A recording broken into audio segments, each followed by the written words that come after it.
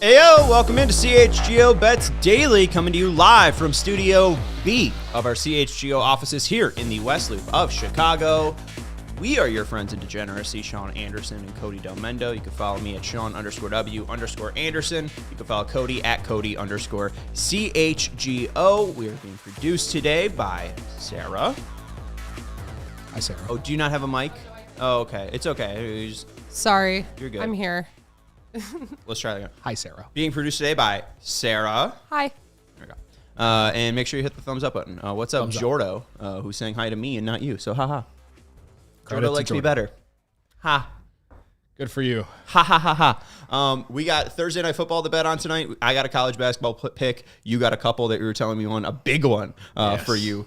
We might be going to the SoCon Valley, folks. Make sure you're hitting that thumbs up button. And if you have any questions, Cody and I are degenerates. And we know, I've listened to some darts betting previews. I'm dead serious. The Darts World Championship's coming up, and I might have a play. Okay. UFC's coming up this Saturday. I got to play. I have to mention that I have started putting my picks into the sports betting Discord again. So if you're a diehard, make sure you're checking that because I'm putting them in there every day. We went 3-2 on the college basketball slate last night. Hell yeah. Santa Clara came so close, lost by 2. But the over hit. I had the over in that game. Arkansas State plus 3.5. Win outright at Louisville. Louisville, fade them forever. Yeah. The over between. Did you take the outright money line? I should have, just because Louisville stinks. It's Louisville. Yeah, but Arkansas State, I didn't know anything about them. I'll fade Louisville forever, as long as Sky Clark is there. And then Toledo, I've been blindly betting the over for every Toledo game this year. They're now 7-4 on the over. Nice. And there's another one. I just listed all 3. So 3-2 last night. We ride tonight. We have Thursday Night Football. We have college basketball. It's, with bowl season coming, like we did bowl season preview yesterday. Like, I thought you said Bulls. No, Chicago. Bowl, BOWL. Bowl season starts on Saturday, which we talked about yesterday. Check out that show. It's a good time to be a degenerate. Yeah, it is. No, it's a really good time to be a degenerate. Let's go into NFL. Usually what people like betting on. We got the Raiders. The Raiders. Versus the Chargers. Los Angeles Chargers versus the Las Vegas Raiders. Headline matchup. This is like Lennox versus Lewis. It's the best primetime game of the year. Best primetime game of the year coming up, baby. This is Ali versus Foreman. I think they fought. I don't know anything about boxing. It's Aidan O'Connell versus Easton Stick. Are you betting this game? Oh, yeah, baby. I've bet every primetime game this year. And it's death, taxes, and primetime unders. And it's not even just blindly thinking it. Like, there's so many injuries in this game. The total is 34.5. Yikes, that's disgusting. But what that means is last week's Raiders game would have been under because there was a total of 3 points. So, it's a good team to play an under on. Right. Imagine if you had bet in that game for no touchdowns. I don't know what that line was. It's always like plus 10,000 or something like that. Just crazy. So if anyone actually, yeah. So it's a short week for the Raiders and Chargers both. They both played on Sunday. Raiders, like you said, they scored 3 points. Count them 3. Or was it the Vikings that won that game? I don't even remember. That game was so disgusting. I already forgot what happened in that game. But let's just go over the injury report for the Chargers start. Keenan Allen, out. Joey Bosa, on injured reserve. Justin Herbert, injured reserve. All right. Are those players good? Those are good players. Oh, okay. Those are good players. Then you look at the Raiders. Devontae Adams is questionable, but I think Adam Schefter reported today that he believes he's going to play. Max Crosby, I believe, is questionable. Yes. He's good. He's good. He's Yes. one of the best pass rushers in the NFL. Josh Jacobs is questionable. He's not been ruled out. Seriously in doubt. His status is in doubt for tonight's game. So, I've been under the assumption that Jacobs is not playing. yeah. Well, again, I'm looking at my handy dandy outlier.bet app, which is very, very useful. I recommend it for anyone who is a degenerate. I think it says late. For most it says it's going to be like a game time thing, but it looks like it's in doubt in general. So that's a lot of really good players that are out, and that's why this total is low. And it's a short week. They have to incorporate all these new guys. This quarterback for the Chargers, I don't even think he's taken an NFL snap. I think he did because I think he came in at least to replace. But again, 4 days to try and prepare for the Raiders. He has thrown 25 passes in his life. 2020, he threw one pass, and then 2023 he came in and threw 24. Okay. So he has thrown 25 passes in his NFL career. I can't take the Chargers in this game. The spread is 3 points. I can't take the Chargers. I'm taking the Raiders, and I'm taking the under, Sean. I have only thought about thinking that this is going to be a defensive game, just exactly like that Raiders-Vikings game one. Maybe there will be a touchdown scored, but maybe. I think taking the Raiders team under is where I'm going to go, just because there could be the possibility that they get over 35. I don't know how. But I would Eckler scores 3 touchdowns, and Devontae Adams scores all the touchdowns for the Raiders. It's honestly because it's not at 35. Like, there is that hook that makes me just nervous because that is a key number of 35. Sure. But do the Raiders score 17.5? I mean, you can even get this at a certain book at -118 for under 19.5. Wow. Raiders scoring 20 points? I don't think so. No. I think that there's a lot of possibilities on playing half unders, whether it be first or second. I'm not sure, but I told you this earlier. I think that there is a very clear possibility that no team scores in either the first or second half. Kind of similar to last week with the Steelers and Patriots. A lot of scoring in that first half, and then they didn't do shit. Like, I think that they're either going to know what to expect from the Chargers, the Raiders, and just absolutely shut them down. And I think the Chargers have the motivation of, hey, let's play for this kid that has literally thrown 25 passes in his life. So maybe even taking first half under, if you are looking to just play full game under, first half under, total under, Chargers under. This could just be a game where you just hit every under possible, like, just because you love the under. Take this game. I mean, I think that this could be a 13-10, like 13. Yeah. I don't think the Chargers can score 10 points. A 13-3 game. Yeah. Chargers team total is under 16.5. I think that's a pretty good play. You can even get 15.5 juiced at +100 on books. Yeah, I mean, I'll say this much: if you are looking for something to play an over for, the Chargers' pass defense isn't very good. They rank 29th in the NFL in passing yards allowed. I believe. I'm looking this up to make sure. Yes, they're 29th. They allow 261 passing yards per game, which means there's receivers out there catching the ball. And if Devontae Adams plays tonight, I think he's going to get a ton of action. So you want to play an over? I like Devontae Adams over 68.5 yards receiving. Yeah. And on the other side, if you look at the Raiders defensively, they're 25th in the NFL and against the run. So Austin Eckler, you want to bet an over? Something related to Austin Eckler. I think he's going to get a lot of chances in the flat to maybe get a handful of receptions. So receiving yards, receptions, rushing yards. I think I feel like that's the only thing you can consider taking an over on, are those two guys. I agree, and I'm looking up rushing attempts right now for Eckler. He's gone near 20 once. That was against the Lions. He hit 19, and he's gone over 15 or hit 15 against the Bears and the Dolphins. But outside of that, he's been under. But I do think, right now, I mean, you can get over 12 and a half attempts on books for Eckler. I see this being a game where he at least gets 13 touches on the ground because, again, Easton Stick's thrown 25 passes in his career. I'd even look at I don't see any other players besides him and Easton Stick. But because Jacobs is obviously in doubt, there hasn't been a real ruling. But even the backup, I don't know who the backup is for the Chargers. I think it's Joshua Kelly. I could be wrong. But I think that there's going to be a way that they just try to get every single back involved to try to take as much pressure as possible off of Easton Stick. Yeah. I mean, and I guess to go back to why I'm taking the under is that it's a short week for both these teams. They're so depleted because of injuries.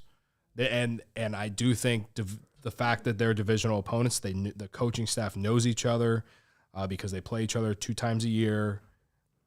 I do think playing the under is safe, the full game under. But team total actually, do you think the Raiders are going to score 2 touchdowns and a field goal? I don't think so. What you said, 17 or 16, something like that? 17 and a half? Chargers? Yeah. 16. 16, okay. I don't know. I don't hate it. So if you love a good under, this is the game for you. This is the game for you. Hit that thumbs up button. Also, Aidan O'Connell to throw a pick, -125. He has played the Chargers earlier. Before it was his first start, he did throw a pick in that game. I do think it's a pretty good play because I think he's probably going to get opportunity to throw at least 30 times. And I think if Aidan O'Connell does that, he's likely to throw at least 1 pick. So at -125, I think that's a decent play. And that's over at DraftKings Sportsbook. Can you believe that we're this deep into the NFL season? We got to make every second count. There's only 4 more weeks of the regular season left. And with DraftKings Sportsbook, you can make the most out of every game day. Bet on your favorite teams for a shot to win big bucks. New customers can score $150 instantly in bonus bets for putting $5 down on any matchup. We've already brought up all the plays that we have for the Chargers and Raiders. I mentioned the -125 for Aidan O'Connell to throw a pick tonight. Just go and explore the DraftKings Sportsbook menu because there's so many different ways to bet on tonight's action. So get in on that action with DraftKings Sportsbook, an official sports betting partner of the NFL. Download the app now and use code CHGO. New customers can score $150 instantly, or $150 instantly in bonus bets for betting just $5 on the NFL. Only on DraftKings Sportsbook with code CHGO. The crown is yours. Gambling problem? Call 1-800-GAMBLER. In New York, call 877-8-HOPE-NY or text HOPE-NY 467-369. In West Virginia, visit 1-800-GAMBLER.net. Please play responsibly. In Connecticut, help is available. For problem gambling, call 888-789-777 or visit ccpg.org. On behalf of Boot Hill Casino and Resort, Kansas, must be 21 plus in most eligible states, but age varies by jurisdiction. See DraftKings.com/sportbook for details and state-specific responsible gambling resources. Eligibility and deposit restrictions apply. Bonus bets expire 168 hours after issuance. Terms at sportbook.draftkings.com/football terms. That was really good. Oh, thank you. That was probably the best one you've done. Thank you. I think every word was like, I could hear it was good. Thank you. You didn't like fumble or mumble or anything. I appreciate that. Fumble or mumble. Sarah, question. How many people are watching? 6. Hell yeah. These 6 people are about to get the best college basketball bets right now. Go. Are you ready? I want to hear about Furman. All right. Furman and Tulane tonight. College hoops. Thursday night action. The degenerates that are going to be watching Thursday night football, they're also going to be watching Furman and Tulane because tonight's college basketball slate also stinks. But we're going to bet it anyway because we're degenerates, folks. Amen. Furman and Tulane. Furman on the road at Tulane, 7.5-point dogs. The over-under is, well, I got it at 173. It's now down to 172. I wish I had waited. You moved it. Yeah, maybe I moved it. Anyway, give me Furman plus 7.5 against Tulane, and here's why, folks. All right. Furman, if you remember, they were in the NCAA tournament last year. They're favorites to win the SoCon this year. They pretty much have the same team back as last year's team, I'm pretty sure. This year, they rank 32nd in points per game. They average 84 points per game. Tulane is ranked the 333rd worst defense in college basketball. That doesn't seem good. They allow 79 points per game, all right? They're ranked 297th in two-point field goal percentage. Teams shoot 53% against them. All right, they're in they're outside the top 200 in 3-point percentage.